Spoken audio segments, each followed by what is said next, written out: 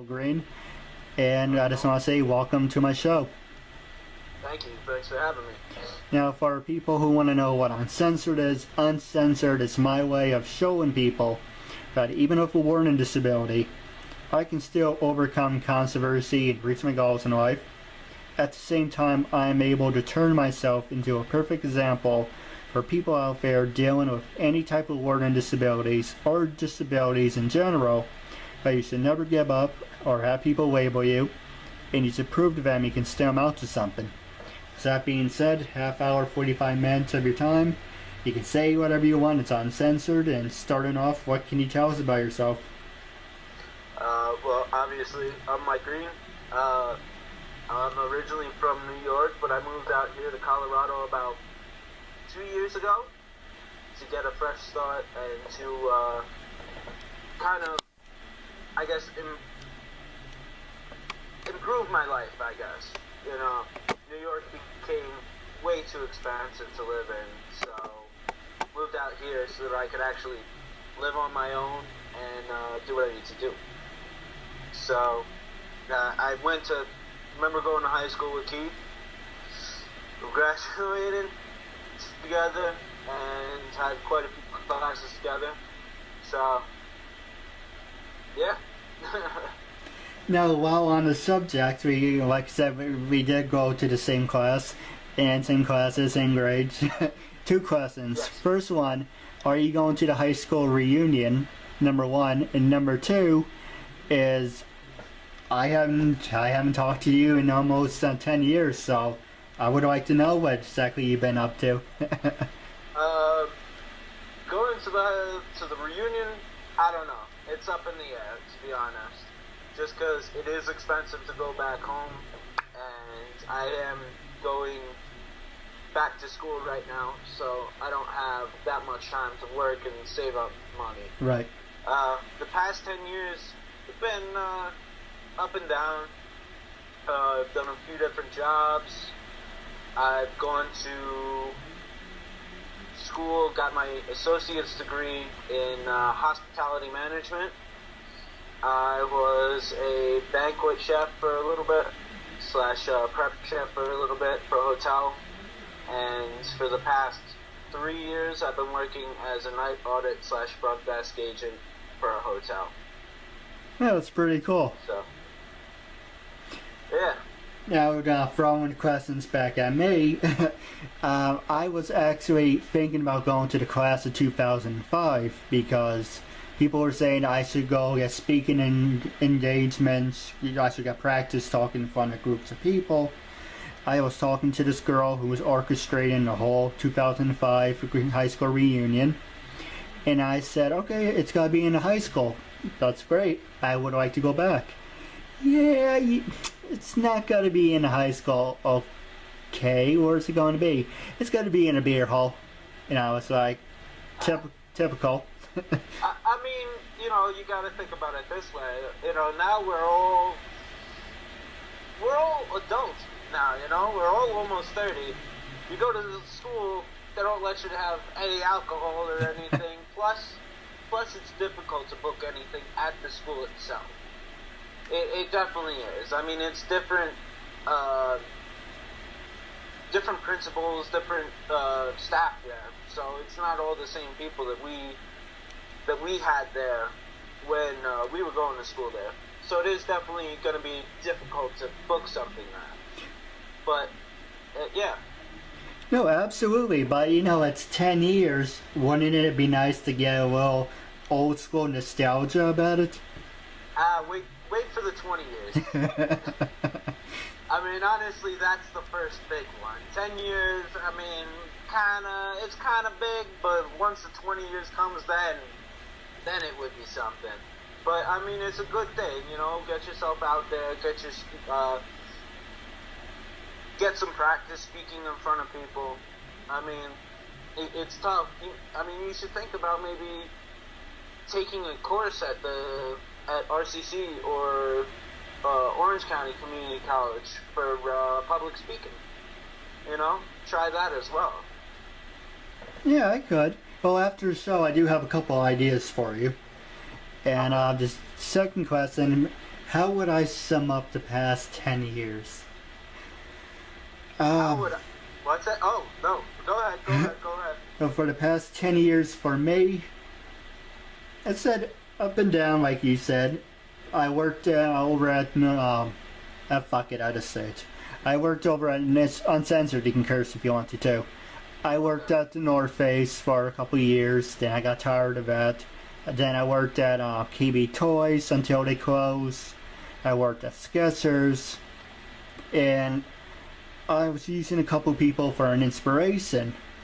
And I was like, well, if he can do it and she can do it, why can't I do it? You know, for the longest time, I've been using the learning disability as a crutch. You can't do this, I can't do that, I can't drive. One day I was like, screw it, I'm going to show people that even with a learning disability, I can still amount to something. And I should have been doing this a long time ago. I had you on the talk show back in the high school. You do like the before and after. But yeah, we have today, we have tomorrow. No reason to live in the past. But I worked in different retails. I went to West Point for custodial. Now certified to work anywhere in New York State as a custodian. And that's pretty much sum up my 10 years. You know, retail bullshit, and that's it about. I guess he had me beat. You know, I had to go through my own struggles as well. I had to, you know, the way that I say it, that's really been the past, I'd say, 6 years. Only the past 6 years. The 4 years before that, I mean, the thing is I made mistakes. Right. You know, and right now, I moved out here so that I can make a better life for myself, so that I can improve on myself. I think what it is with you, too, you know, like you said, don't want to dwell on the past, but what you want to do is you want to take the lessons from that. Take the lessons that you learned from the past. You don't dwell on it, but you can always keep it in the back of your minds, you know? Yeah, absolutely. And while on the subject, I just want to say it to your face, I apologize for all the bullshit in high school. I know high school's a different life, but I just wanted to say... It's freaking high school. Don't worry about it. We're all a bunch of assholes in high school. Everybody, you know, is caught up in the bullshit going on. Those 4 years, it's such a small portion of your life, and yet you feel, when you're in there, you feel like it's such a big portion. Right. You know, looking back, I could have been nicer, I could have been different, I could have been this, that, but not worried about it, you know? That's not true. Now, the next question I was going to ask you is, just trying to find the words for it. What were your favorite classes? What classes do you wish you had an opportunity to take? Do you mean in high school or... Yeah, in high school. In high school.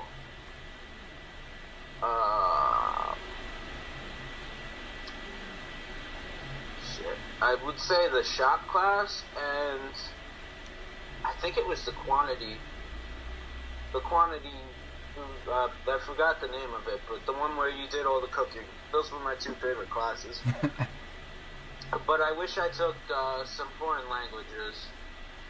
Although, you know, now with me going back to school, I'm gonna be taking some foreign languages, taking some Italian, and so.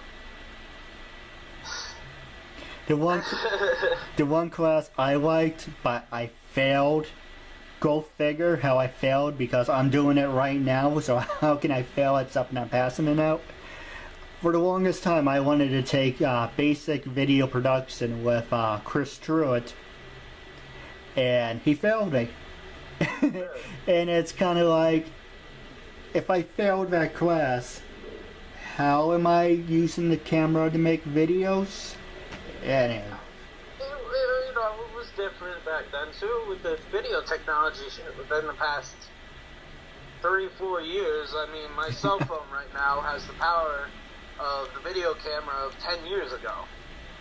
Go figure. I mean, it's crazy. But you know, I think it's better.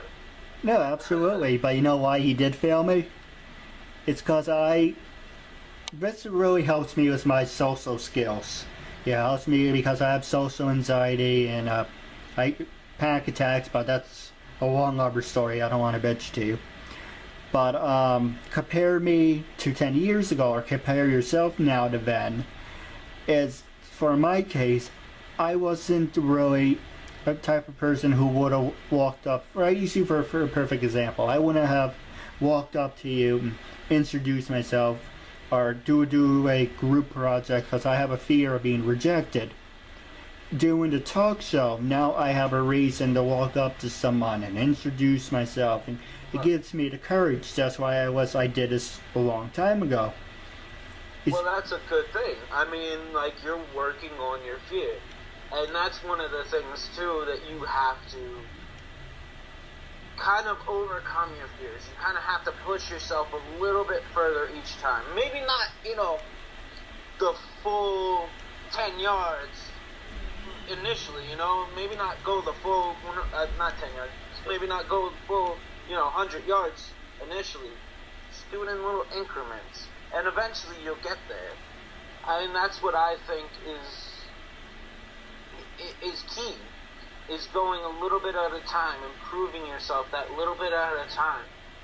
And it may not seem like much at first, but then that little bit grows and grows and grows, and then finally you see yourself, some odd 5, 10 years later, and you're just like, I changed myself massively. I'm proud of where I am now as opposed to where I came from. Yeah, absolutely. Now the next question I was going to ask you, and in a couple minutes I'm pass the show over to you and going to ask you a lot of hard-hitting questions. But before I pass the show over to you, we were talking about the 10-year reunion. Have you reached out to any past students that you said, like, hey, I give you a perfect example. I came across this one girl. I can tell you off the air what her name was. And I came across, excuse me, I don't mean to hesitate, I apologize. Not a problem, don't worry about it. I basically came across her again. I introduced myself and I apologized, for being shy around her. And the question I was going to ask you is, have you reached out to people and have you had the opportunity and privilege to patch things up and like, oh, it's high school, no reason why we can't be friends now? Or have you came across those same people who throw it back in your face and are like, oh, it's been 10 years and this person's still acting like an asshole?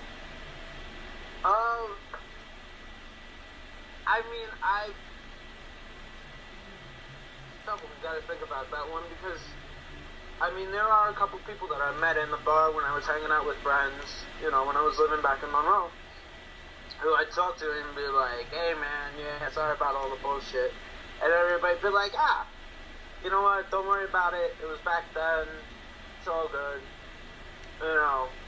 There's certain people that, with me, most of the time, unless I see them when I'm hanging out with friends, I generally will stick with the same friends and be like, whatever, the past is the past, though. If I meet people, I'll be like, the past is the past, and unless they really start being a dick again, I'm just gonna let it go, because there's no need to dwell on it. Again, it was high school, we were young, we were stupid,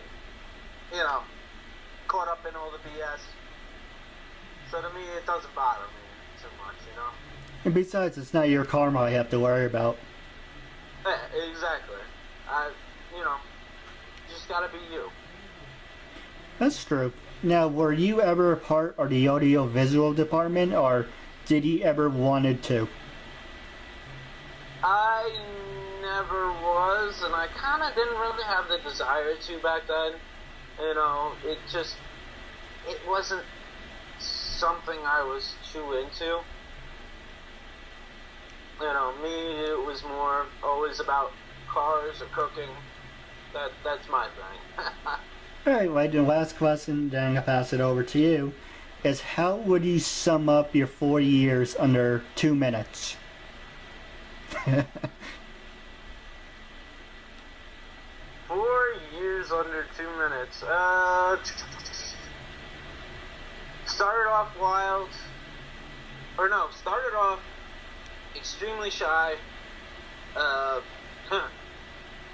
The thing got a little bit wilder. Started hanging out with certain friends. Then graduation. I mean, that's pretty much it. To be honest, like, there's a lot of things about high school I don't really fully remember. And sometimes it's a good one, a good thing too. Yeah. I mean, again, we graduated. I don't like to dwell on it. There's definitely certain people that I definitely remember and greatly appreciate them helping me through. Couple teachers, Ren, Senning, and Mahaney were definitely three that really helped me out big time. So, like to thank them for helping me out. Now, how would I sum up my 4 years under 2 minutes? Same thing, I was shy, but my brother's friends were held back or didn't graduate, so I had that to fall back on to keep me company. 2004, sophomore year, I would be in the audiovisual department. I actually begged Mr. Roll. Actually, you would say I was a little bitch about it. He said, oh, you're failing the class. Well, you're going to be banned from AV. And I broke down and started to cry. It says, I don't want to be banned. I need this. This is actually something, a part of my life that it gives me joy. And I only took this other girl to make a C in. And he said, okay, if you pass the classes, you can be a part of it. So I kind of used the guilt trip card. Not a deliberate way, but it's true. Let's see, junior year, met this girl. She flirted with me. And she ran, I don't know if you heard about this, she ran around calling everyone me. He said, don't be friends with Keith, he's a stalker, he's this and that. Because she would flirt with me, I would flirt back, and she was a nut job anyway. Senior year, I couldn't wait to get the hell out of there. There you go. Now, passing the show over to you, is there any subjects you're passionate about, or any subjects you would like to talk about? I mean, there's a few things I'm passionate about. Travel is one of them.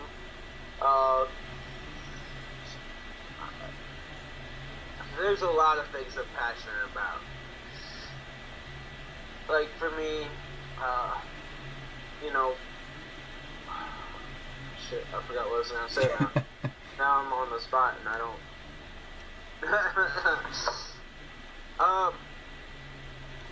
Well, one of the things I'm passionate about, like I said, is travel. I love to travel, love to get out, love to go see different places. I've been to Africa, Cameroon to be exact, been to Italy, Austria, Switzerland, Ireland, and I gotta say, I mean, I love seeing the different cultures, different. That's actually one of the things I miss about New York. Is there's so many different cultures. You go down to the city, you go to the different neighborhoods. I mean, there's a million different cultures over there. People speak their own languages, and it's amazing. Out here, yeah, there's different cultures, but it's not as heavy. I mean, there's very few. And I personally think people need to get out and go see different places. I mean, even if you just go to those different neighborhoods just to see, talk to people about where they've been. I mean, because I know not everybody has the resources to be able to go and travel the world. But, going out there and just talking to different people about what they did, how they grew up, their lifestyle. It's interesting to talk to people about that. So, and also another quick way is trying different foods from different places. I mean, that was one of the big things. Oh my God. I mean, every place, there's certain foods in certain places where it's like, no, not gonna have it again. But you gotta try it, you know what I mean? Like, I've tried some weird things on my travels, and not all of it was good, but there was a lot that was delicious that I didn't expect it to be as good as it was. You know, while on the subject, I don't know if you've been to the Bahamas, but they tell you don't have the salad there. So my parents went down there, and guess what they had? The salad? Yep, and so they're on the tour bus, and my dad was the guinea pigs. I try. What's the worst can happen? Every 5 minutes, excuse me, driver, can you pull over? Can you pull over? Oh, and, yeah. And they said to him, well, what did your husband eat? He had salad. Oh, that would do it.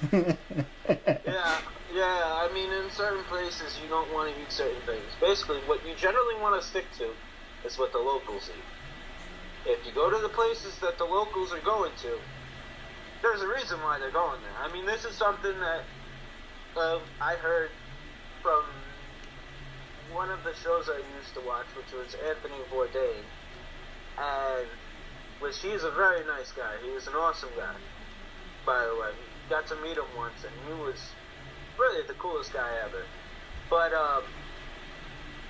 what he said, I found it to be true through my travels. I found it to be really true.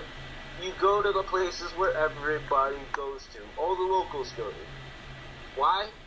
Because there's a reason they're still going there. Because they don't get sick from the food. It's fairly true, because the sanitation in a lot of the countries isn't the same as what it is here. You go over there, I mean, like when I was in Africa, running water, that was... I mean, when I was in Cameroon, running water, you were lucky if you had it. You really were. I mean, the people, don't get me wrong, people absolutely amazing. Country was beautiful. I met some really good people. My one good friend, Victor, who now, he actually works for the UN, and really good guy, amazing guy. And, the people are nice and so appreciative of every little thing. I mean, you give the kids, like, this little Matchbox car that you give give a kid over here, they're like, wow, whatever. Over there, a smile from ear to ear. It was one of the most amazing feelings, trying to help them out. There's an actress, Tubum, from Smallville. I don't know the real names, but actually, no, it's Allison, she did Chloe, and Kirsten, who did Lana, and they went on a girls' trip to Canada, and Allison, who's from Texas, or a southern state, I think California, said she never met so many nice people, and she's just blown away how, like you were saying about, I guess it's an American thing, people are set in one ways, but when you go somewhere else, you appreciate things more. Yeah, no, it's definitely, I mean, it's not just an American thing. People go from you go from one culture to another, I mean, given America, again, it's a huge place. There's many different cultures, many different lifestyles. Because, I mean, you look at the size of the country itself. Just one state is about the size of most countries in the world. You take a state like Texas, it's bigger than most of the countries in the world. It's one of those things where it's such a large place. And you find the same thing where if you go to any of the larger countries as well, or even some of the smaller countries, like, we'll say Cameroon or Italy, either way, like, let's say Italy. Live in Florence, where I was. It's a little bit different than if you go all the way down to the bottom of the boot, or you go to Sicily. Completely different. Same with Cameroon. Cameroon, there's actually a funny thing about Cameroon is that there's a line that when you cross it, you know it, because the signs go from English to French. And you go, if you're down in the Eastern Territory, it's mostly Catholic, Christian, all of that. You go to the far north, it's mostly Muslim, which is actually where they're having all the issues with the Boko Haram coming over and crossing over, which, let's hope groups like that, no matter what religion, groups like that just want them gone, you know. 'Cause there's extremism in any religion out there. And, I mean, any kind of extremism it's not a good thing, you know. It's a good thing to be passionate about what you like. But extremism to the point where it's, no, there's no other way. This is the only way. You don't agree with me, I'm going to kill you for that. That's right. a bad thing. You know, that's a terrible thing. So. All right. Well, before we wrap up, was there any subjects you wanted to ask me about? Any questions you wanted to ask?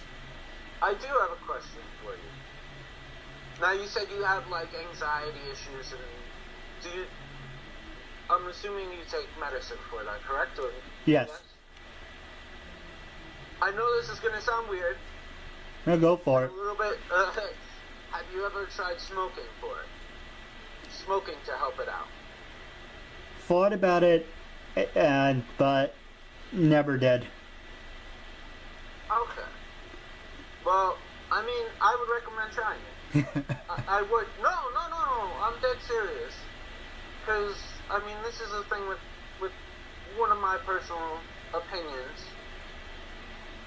It can really help. It really can. I mean, there's different... Living out here in Colorado, I know it sounds crazy and all that, but living out here in Colorado, there's literally a different strain of marijuana for anything you can think of. There's ones to help you sleep, ones to help you focus, ones to help you relax. You know, it's not like in certain states where it's all illegal and then it's like, you got what you got. In here, I mean, I know people who, they've been on medicine, all different types of prescription medication. Now, I'm not saying to do anything illegal, but I'm saying, like, if you were to come out here, to give it a shot. Because, I know people who have been on different medications where they were like, you know, it helps me for a little bit, but then you have that, you know, then you get more stressed out when you come off of it. And they went and they tried smoking, and they were like, you know, I just feel relaxed, I don't feel addicted, I just feel calm. It helps me to relax myself. You know? Just a thought. Hey, well, if we hang out, I'm always up for it. I don't myself right now. You know, I don't myself because, I mean, I'm trying to focus on school. I'm trying to focus on school and work, but it's a thing to think about for yourself. It is. I appreciate it. Well, on the subject, where do you stand on legalizing marijuana? I believe it should be legalized. I believe it can help out a lot of problems in this country. Besides the fact that if they tax it, which what they're doing here in Colorado, I think it was the first month, there was over, how much was it? I remember they received over $20 million in taxes for Colorado alone. Over $20 million. I mean, and they actually had so much income from the taxes that they're putting it back into the schools, they're putting it into the roads. I mean, they're giving it back to the people. And that's a fantastic thing. I mean, instead of them wasting it on the people that are getting put in jail, they're putting it into the schools, which in turn will help the students. It'll help, help the underprivileged, which then can help the economy even more. I mean, if you put it back into education, that is really the biggest way to grow this economy. That is the biggest way to grow as a country, is you put it into the education. And then, the students get, they are allowed to learn, they learn more, you know, they can improve their lives and in turn help improve others' lives. So, and that's just the taxation portion. I mean, not to mention the medical, not to mention all these other different things that we can help treat, which I've heard from some veterans that it actually really helps with their PTSD as well, which that is another issue for a different, it could be for a different day. I'll be it, because it is a major issue and it's way too big for 2 minutes. You know what I mean? That's one of the big problems with society as well. Is, I know I've seen memes about it, but the truth is we don't treat the problems up here the way that we treat the physical problems that you can see, and that's a major problem, and that's a major issue. No, absolutely. It's one thing in this country is they like to label or classify people instead of actually solving the problem. Exactly. Instead of solving the problem, you know, and a lot of people don't like to go to the doctors. They don't like to go to any of these psychiatrists or anything because there's the potential to limit their horizon because of it. And that's an issue, you know, so we do need to change the way that we look at it. That's true. Now, wrapping up, I'd like you to give your opinion on this. The last two questions I'm going to ask you is, where do you stand on Bruce Jenner? And also, do you know how to get rid of Ebola? Or have you heard on the way how to get rid of it?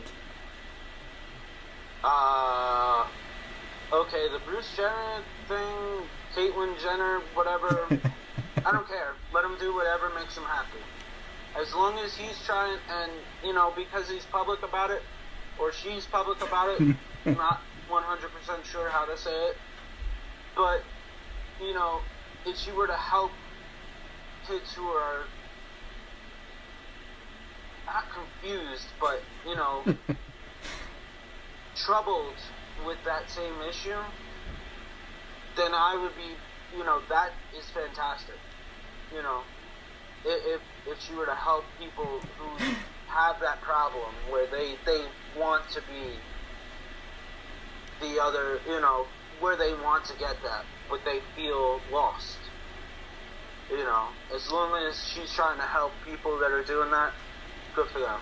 I mean, there's an ex-U.S. Navy SEAL who got a sex change. I mean, a Navy SEAL. And he goes around to schools, non-profit, mind you, and talks to students. And that's fantastic. That really is. I mean, just helping other people that's what it should be about. And the Ebola thing, that's a tough issue. Leave it for the scientists to figure out, honestly, which I think they already found a somewhat of a cure. Yeah, Zoloft. Was it Zoloft? Yep. I know there was one. I saw a story about them finding something about that. You know, that's an issue, but personally, I think the cancer rates are a bigger issue in this country, at least. You know, someone definitely needs to look into the rise of the cancer rates. So.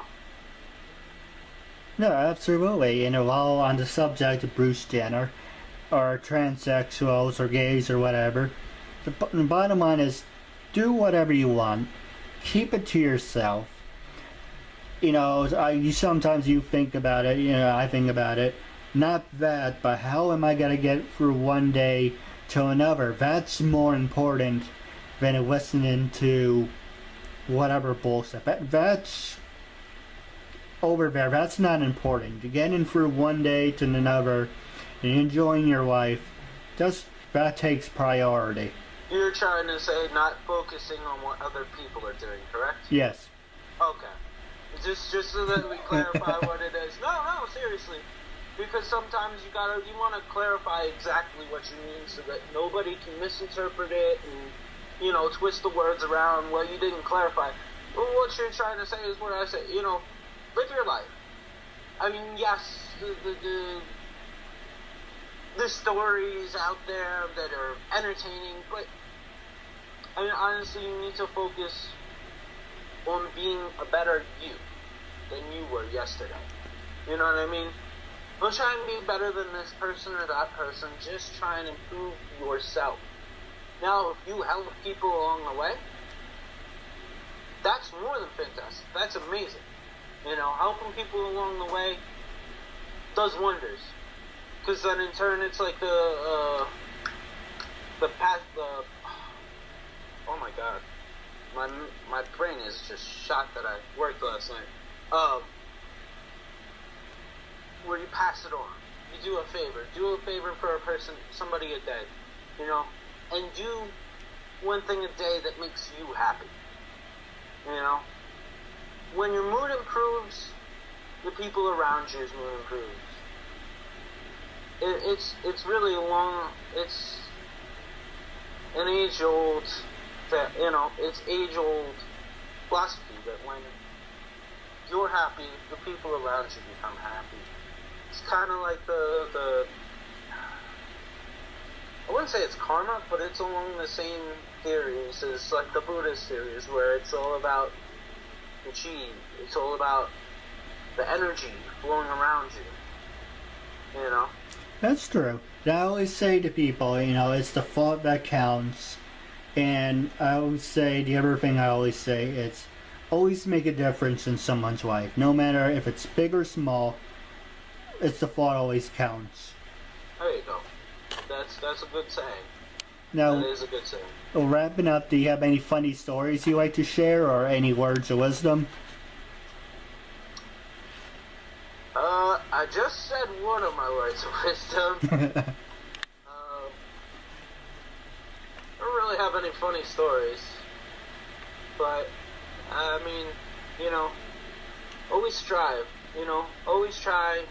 Again, always try and be better than you were yesterday. Always try and be a better person than you were. And like I said before,